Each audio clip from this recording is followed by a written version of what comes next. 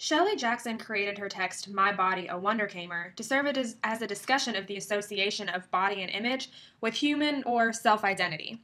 When the reader accesses the text for the first time, they're brought to this introductory screen. This screen contains information about the text itself, as well as the author, who seems to have a kind of obsession with image and compilation, as can be seen in her previous works listed here. The first sentence of the description, located in this part of the screen, allows the reader to identify the purpose of the text, which is to identify associations between identity and body, or appearance. Shelley Jackson uses limbs and organs of her own body to tell memoirs about the different events and circumstances in her life and the way that they pertain to the compilation of her own identity, as well as the way that other people in her life influence the way that she views herself and views other people in comparison.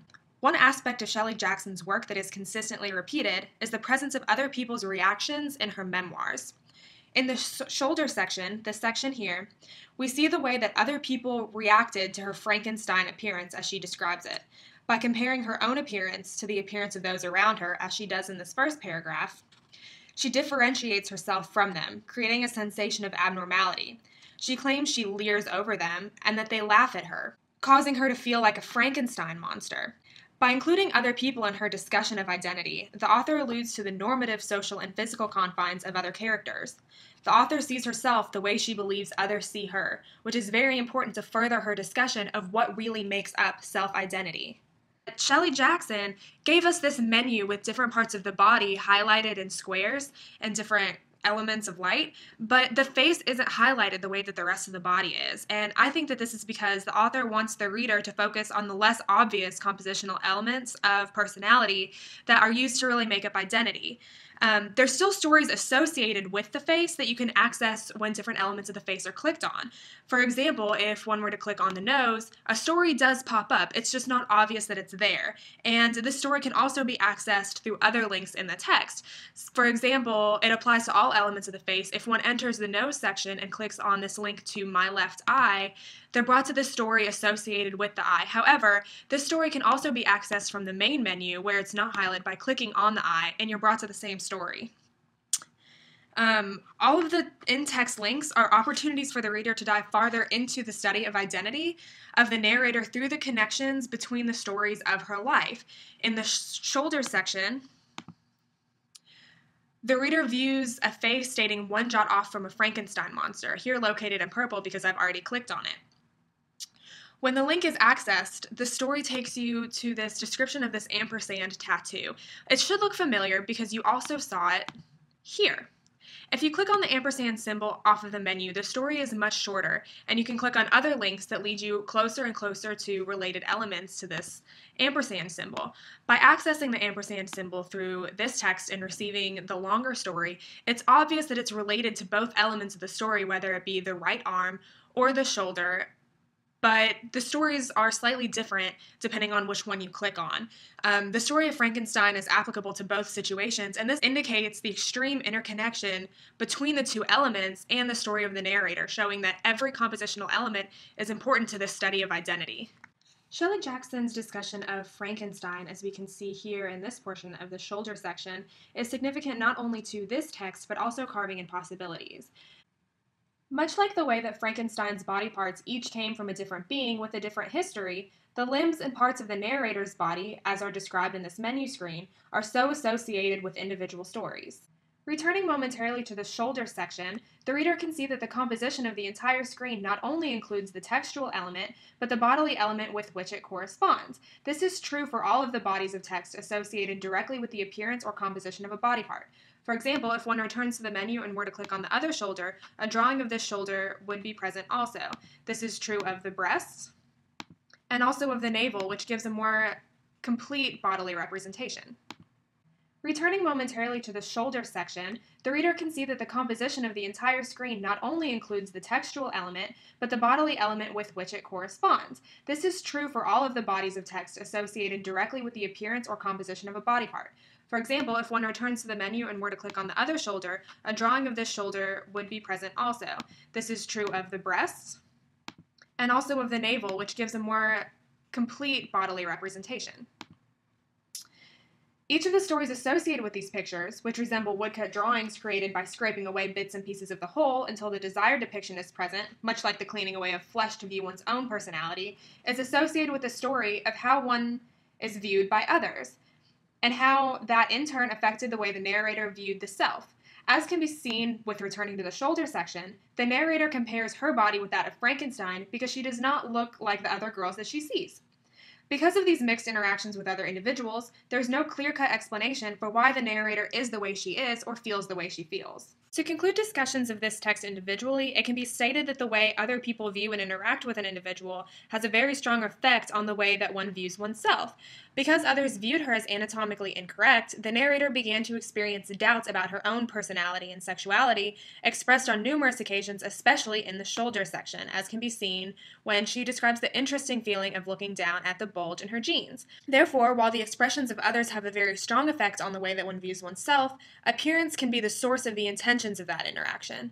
This is why, in order to truly understand the nature of a person, it is important to look past the simplicity of facial features, as the author wants us to do, by highlighting these other important elements of the body for us to focus on the discussion of identity.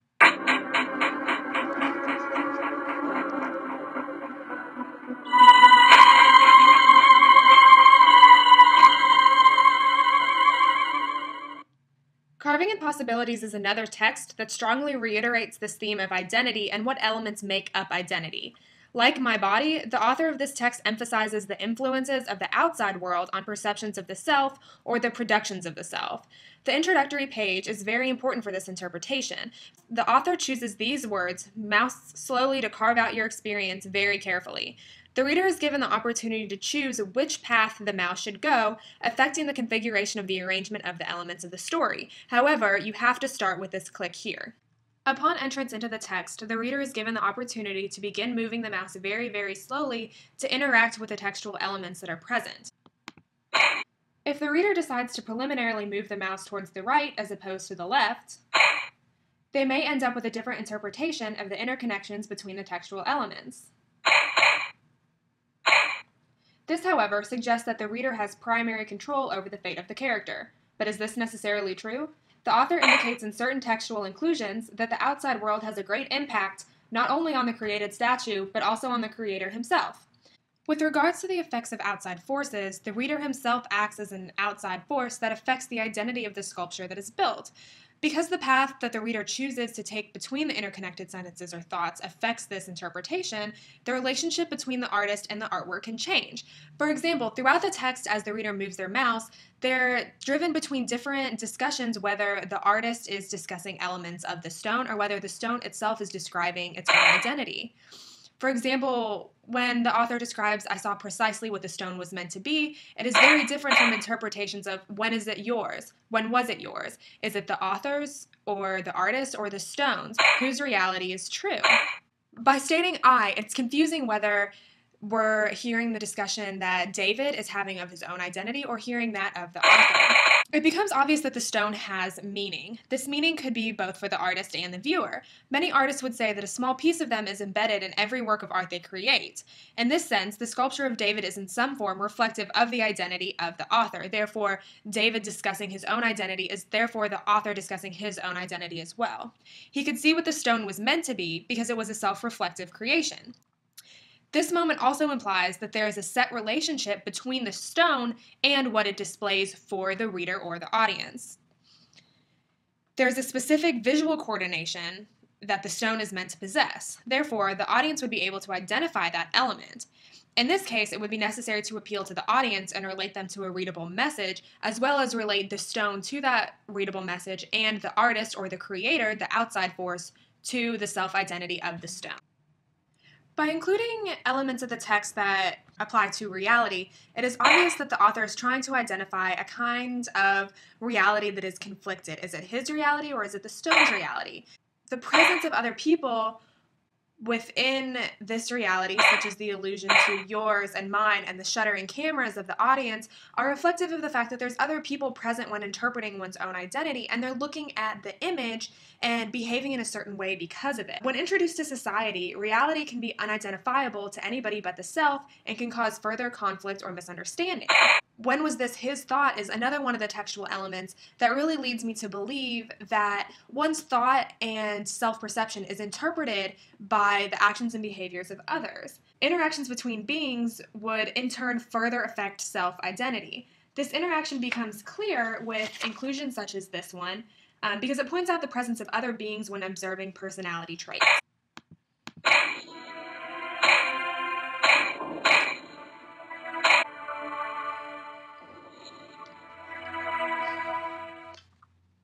The author of this text also emphasizes the importance of surface appearance to this interpretation.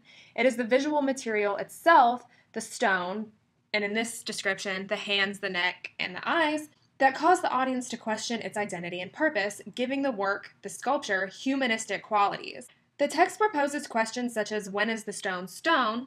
And did they furrow impossible brows and decline your offers? To relate the audience to the stone in an interaction such as a conversation, causing the reader to think of the text in relation to their own body and identity as an object.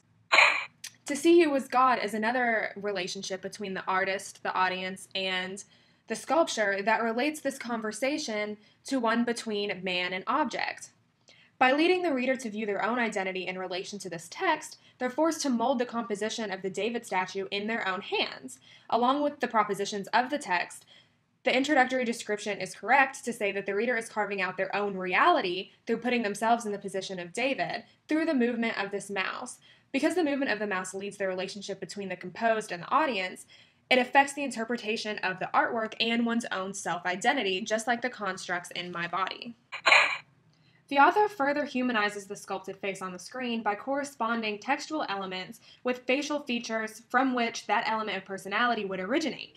For example, honesty is something that's spoken. It comes from the heart, but it's something that physically leaves through your lips.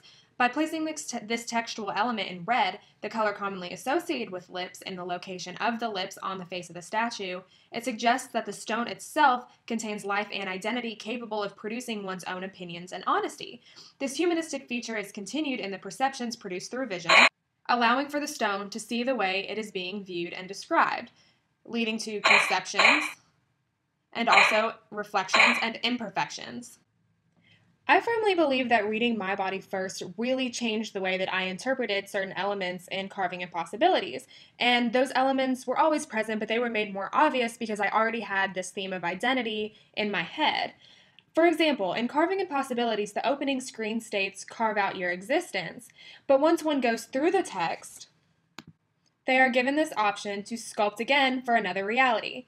While indicating that the reader has control over the storyline through their movement of the mouse, the textual elements are set to the position of the mouse that the reader scrolls over. Just like how in My Body, certain bodies of text were associated with a specific element of the body and had to be accessed in a certain way to understand the relation with that element of the body. With this set value of textual inclusion, it's obvious that a certain amount of meaning behind each text is meant to be a definite interpretation. The proposed theme of relation between identity and body found in Shelley Jackson's memoirs is also present in Carving Impossibilities. By stating who breathed life into whom, it is brought to the reader's attention that while one's identity brings life to society, society also contributes elements to that interpretation. Because the second text requires the reader to relate their own identity to the interpretation, it could be argued that the text, or sculpture itself, is the source of the awareness of the reader's identity, being the cause of that thought process. However, it is the mind of the reader that interprets the true nature of how the textual elements of this text are related, bringing humanistic qualities of the stone to that individual's attention. The way that others viewed the narrator's body in negative comparison to what was considered normative for a female affected the way that she began to interpret her own appearance and behavior. Just after the story of the Frankenstein monster or this relation, we find this section that relates to the way that she felt about her own appearance. As was mentioned previously, she even began to question the effeminate aspects of her personality and sexuality, which are a big part of identity, and began to identify herself more closely with males in some respects, particularly in regards to the penis bulge and the masculine appearance of her body with broad shoulders and muscular arms. This emphasizes appearance as a source of the interaction between individuals that causes an interpretation of the way that they relate information in regards to you, thus causing an interpretation in one's own mind that leads to identity. The focus is equally important in My Body as it is in Carving Impossibilities because the visual appearance is the source of the interaction between the characters, as well as between the reader and the text, which leads to the way that one interprets identity.